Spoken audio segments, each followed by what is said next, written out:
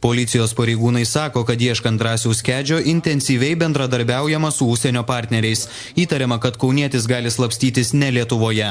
Informacija pagrindinė iš Lietuvos gyventojų apie galimas jo pasirodymo vietas, tačiau tiek, kiek buvo gauta pranešimų, jie visi buvo patikrinti ir ne vienas jų nepasitvirtino. Tai buvo suklysta. Tiesiog žmogus buvo panašus, bet ne jis. Policija pateikė 4 skaitmeniniu būdu pakeistas Drąsiaus Kedžio nuotraukas. Esą taip jis gali atrodyti dabar, jei pakeitė išvaizdą. 2 nuotraukose Kedys vaizduojamas su kita šukuosena, vienoje iš jų ir su ūsais. Kitose nuotraukose kaunietis pavaizduotas su barzda arba kostiumu. Pernai spalį Kaune nušauti teisėjas Jonas Furmanavičius ir Violeta Naruševičienė.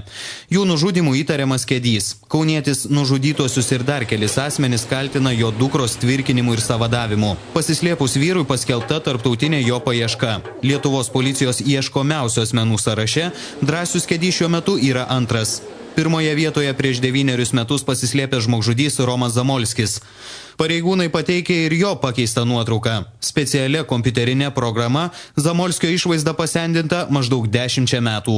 Ričardas Šimkus, Remigijus Pakėnas, LNK žinios.